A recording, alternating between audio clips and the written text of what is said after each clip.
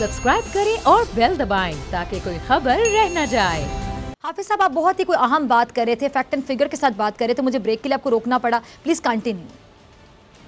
अच्छा देखें, जब ये कंपनी हमारी प्राइवेटाइज हुई थी ना 2005 में, तो इसको 1.5 अरब रुपए की सब्सिडी मिलती थी सिर्फ। और आपको पता है कि मुसलसल पीपल्स पार्टी ने और फिर उसके बाद नून लीग ने और अब पीटीआई ने इसकी सब्सिडी बढ़ती चली गई। और अभी ये बात यूसुफ धागा ने हमें बताई है, जो वफाकी वजीर सेक्रेटरी पानी और बिजली थे, जिन्होंने नून लीग में के जमाने में ये बात कही थी कि 62 अरब रुपए की फ्यूल एडजस्टमेंट चार्जेस के नाम पर फ्रॉड हुआ है, इनको इजाफी दिए गए, तो उनको उस पोजीशन से नून लीग ने हटा दिया था।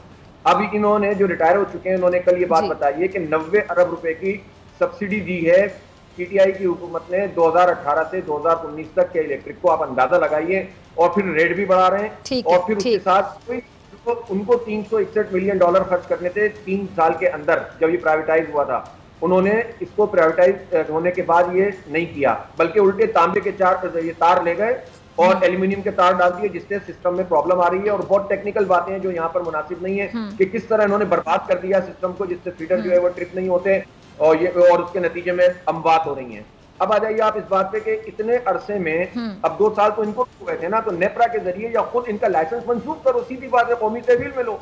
ऐसी क्या बात है? तो पता ये चला, ऐसी बात ये है कि जो अबराज ग्रुप है, उसके जो फाउंडर सीईओ हैं आरिफ नकवी, जो इस वक्त बरतानिया में गिरफ्तार है फ्रॉड पर, जिन्होंने बिल गेट के फंड में खुदबुद की थी, जिनको दुबई के अंदर $315 मिलियन की पेनल्टी लगी है, वो इमरान खान की इकोनॉमिक काउंसिल के मेंबर के तौर पर शरीक होते रहे। कॉन्फ्लिक्ट ऑफ इंटरेस्ट का अंदाजा लगाइए कि जो आदमी एक कंपनी का ऑनर है, जिसको आप सब्सिडी दे रहे हैं, जिसके टैरिफ के लिए आप फैसले कर रहे हैं, वही इकोनॉमिक काउंसिल में बैठता था। वो तो अगर गिरफ्तार नहीं होता तो अभी भी बैठा हुआ फैसले कर रहा होता। तो ये उनके क्यों दोस्त हैं? इसलिए कि 2013 में वॉल स्ट्रीट जर्नल ने बताई कि पीटीआई को भी पैसे दिए हैं। तो ये जो ग्रुप है, ये नून लीग और पीपल्स पार्टी और एमक्यूएम इसके खिलाफ कुछ नहीं कर सकते। आपको याद है जब के इलेक्ट्रिक में भत्ताखोर मौजूद होते थे, तो इनके जो रिकवरी अफसर होते थे, ये सारे भत्ताखोर दहशतगर्द अस्करी विंग के लोग होते थे पार्टियों के। तो ये सब हैंड्स एंड ग्लव्स होते हैं कि इलेक्ट्रिक पर सिर्फ एहतजाज इसलिए होता है कि इनको मजीद सब्सिडी मिल जाए, मजीद उनको गैस मिल जाए। और बास ये 82 अरब रुपए के मकरूज ने सुई गैस के जो विफाक का इदारा है, क्यों नहीं इमरान खान ये पैसे दिलवा रहा उनसे? क्यों नहीं जो है ये पीटीआई इस पर एहतजाज करती? तो हमारे ही पैसे होते हैं ना जो इन इदारों के होते हैं।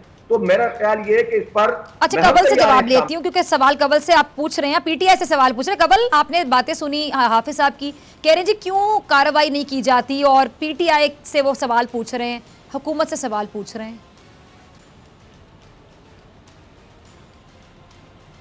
जी कबल, पहले तो मैं अबराज ग्रुप का बता दूं, हाफिज साहब हैंड इन ग्लव है विद ऑपोजिशन।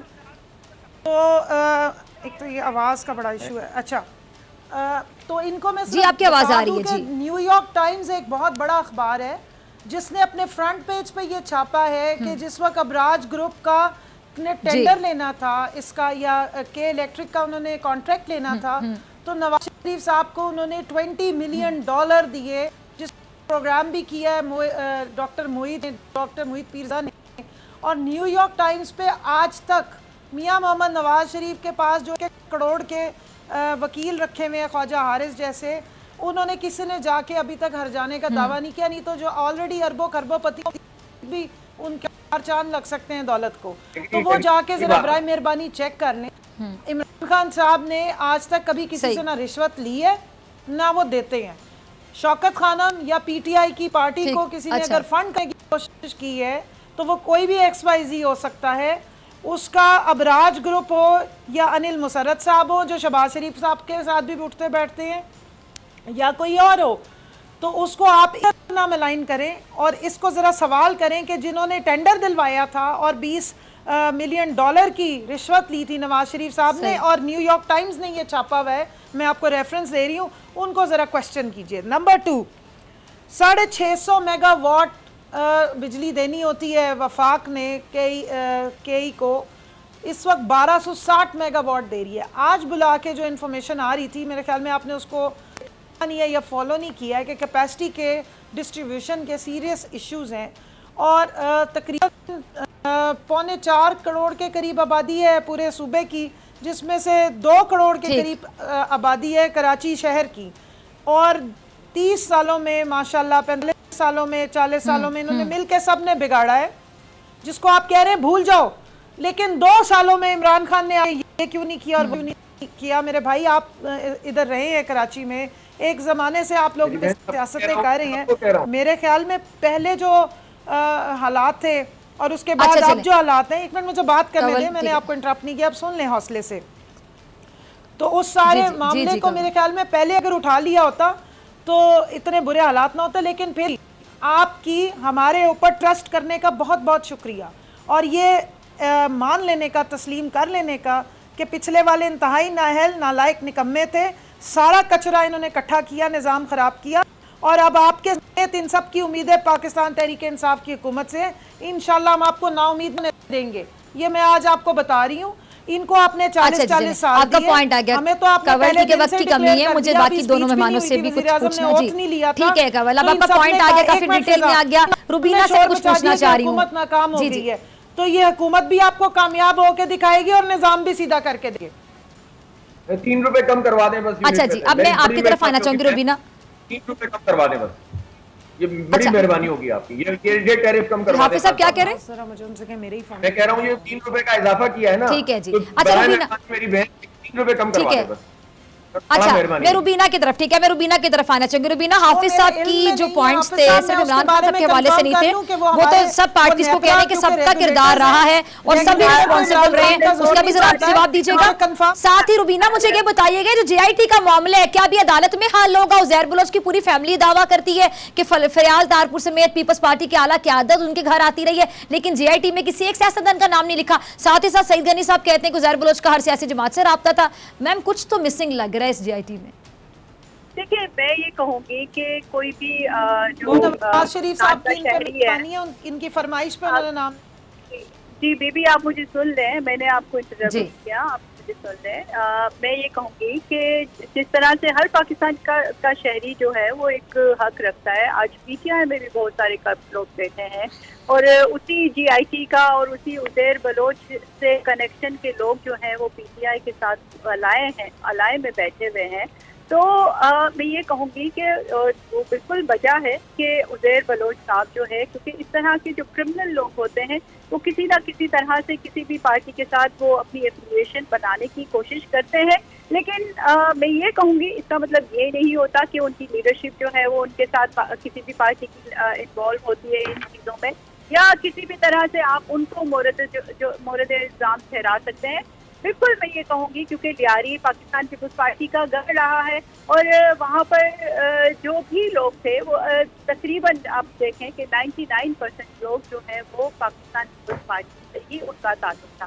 तो उसी तरह से उज़ैर बलोच साहब भी अगर पार्टी में थे या जो भी उनका वो एक सिस्टम था, तो वो सिर्फ एक उनकी पार्टी एप्लीकेशन के तौर पे उनको पार्टी के लोगों को जो है या पार्टी की लीडरशिप को जो है आप निशाना नहीं बना सकते। फरियाल तारपुर सरमा एक बाइज्जत जो है वो कैरेक्टर की खातून है, वो इस तरह के लोगों के साथ हम उनके साथ चले, हमने देखा है कि वो किसी भी तरह से इस तरह की जो एक्टिव लोग होते थे उनके साथ कोई भी उनका वो नहीं होता है। ऐसी बात है, कोई दावत आती है, पार्टी प्रोग्राम अगर कोई रखता है, वहाँ पर एक मजमा होता है, तो वहाँ पर लीडरशिप को कोई भी बुला सकता है और वहाँ पर वो पाकिस्तान पीपल्स पार्टी का सिर्फ और सिर्फ इतना ही कसूर था कि वो जाओ। बाकी अगर आप JIT की बात करते हैं, JIT में अगर जो है उज़ैर बलोच 100 लोगों का नाम ले लेता है, रुबीना कायमखानी का नाम ले देता है, फिजा का नाम ले देता है, तो जब तक आपके पास कोई सबूत नहीं होता आप उसको जो है प्रूव नहीं कर सकते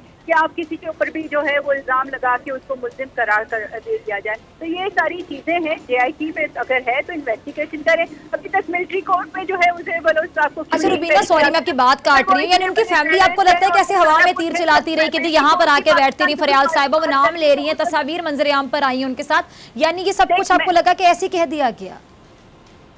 कमल आपको क्या लगता है कि ऐसी बस उनकी फैमिली, उज़ैर बलोच की फैमिली, उनकी वाइफ, उनकी बेटी वसीम बदामी के प्रोग्राम का क्लिप हमने चलाया था कल, मतलब वैसे वो कह रही है कि यहाँ पे आते रहिए लोग, आप नाम लेके ऐसी बात कर रहे हैं। शाह साहब भी है उस प्रोग्राम में, तो फरियाल तारपुर की क्या बात कर रही हैं आप उसमें और बहुत सारे मेंबरान हैं। मतलब अगर मलियारी का अगर एक कायम अली शाह साहब, मैं जवाब दे दूं फिजा, अब जरा रुबीना साहिबा से कहें सुन लें अब गौर से। ये रुबीना को जरा सुन लें, आपकी तरफ बयान है अंडर 164 और ये मजिस्ट्रेट के सामने दिया हुआ है, इसकी लीगल बाइंडिंग होती है। कैसर साहब मेरे ख्याल में या कोई और अगर आप लॉयर बुला लें तो वो ज़रा बता सकता है।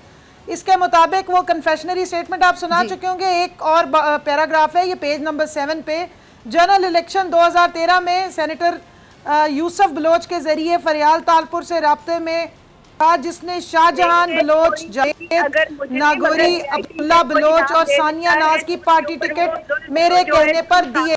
सानिया नाज साहिबा इनके साथ एमपीए थी, इनकी सिंध असेंबली में बैठती रही है। वो बलोच की प्रपोजल पे आई है, उनकी तस्वीरें उजैर बलोच के साथ, वो एक्सीडेंटली नहीं है।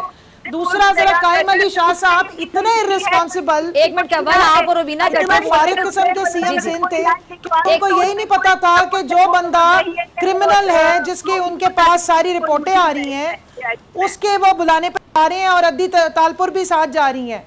तो बराए मेहरबानी ये जो कार में करते रहे हैं और जो तमाशे ये करते रहे हैं, अब ये उससे मुकरने की कोशिश ना करें। इन्होंने इस मुल्क में फैमिली लिमिटेड ना सिर्फ जमहूरियत का नाम पे लोगों का इस्तेमाल किए, बल्कि इन्होंने दहशतगर्दों को, कातिलों को और इस किस्म के गैंगस्टर्स को इस्तेमाल किया पॉलिटिकल मकासद के लिए। और रुबीना कायम साहिबा में मुझे तरस आ रहा है क्योंकि ये आवाज नहीं निकल सकती, इनको ये खौफ होगा कि इनकी लीडर। रुबीना कंवल, एक minute please, thank you so much. Qaiser Ahmed Sheikh साहब, मौलाना फजल रहमान साहब दोबारा बड़े सरगर्म दिखाई देते हैं। कोई तहरीक अगर शुरू की जाती, मार्च शुरू किया जाए, क्या नून लीग साथ देगी मौलाना साहब का? देखिए, मैं तो आपसे पहले दिन से कह रहा हूँ कि बजाय कि वही झगड़े और आपस में तल्ख कलामी और एक दूसरे को दुश्मनाम, तो ये क्या कर रहे हैं? हम मुल्क को किस तरह से हमें ख्याल नहीं आ रहा कि हम पूरे रीजन में, हमसे बांग्लादेश आगे बढ़ गया, इंडिया बहुत आगे है, श्रीलंका हमसे आगे है, हम करके हमारा पासपोर्ट दुनिया में आखिरी 6 मुल्कों में शामिल हो गए। ये सब कुछ ये कहते हैं कि ये पिछली हुकूमतों ने किया। इन्होंने 2 साल में क्या किया? मुझे ये बताएं ना। कोई बेहतरी की? कोई हुआ क्या कि 48% लोग जो है वो गुर्बत की लकीर से नीचे चले गए। 4000 अरब रुपए से पहली बार ये तकरीबन हो जाएगा आपका बजट का खसारा। मैं ये कह रहा हूँ अब भी वक्त है, हम आपस में सब इलेक्टेड लोग हैं, हर कॉन्स्टिट्यूएंसी के लोगों ने इलेक्ट करके भेजा है, ऑनरेबल लोग हैं। चले शुक्र है आपने शेख साहब उनके लिए इलेक्टेड का वर्ड तो बोला नहीं, तो बड़ा जुल्म है कि किसी इलेक्टेड को आप लोग जब सिलेक्टेड आपकी पार्टी के लोग कहते थे, ये भी बड़ी गलत बात है ना। चलिए आपने इलेक्टेड बोला, ये भी अच्छी बात है कि आपने साबित किया कि आप एक मंजर सियासतदान है। देखिए डॉक्टर फिदा, मुझे आपने कई बार प्रोग्राम 5 कॉन्स्टिट्यूएंसी से जीत के आने वाला, तो ये ऐसा नहीं कीजिएगा ना, यही तो मुश्किल है कि आप। अच्छा हाफिज साहब, एक सवाल सिर्फ आपसे पूछना चाहूंगी, मेरे पास सिर्फ 1 मिनट है। हाफिज साहब आपसे मेरा एक सवाल है, अगर धरने से कुछ नहीं हुआ तो क्या आप लोग सुप्रीम कोर्ट का दरवाजा खटखटाएंगे?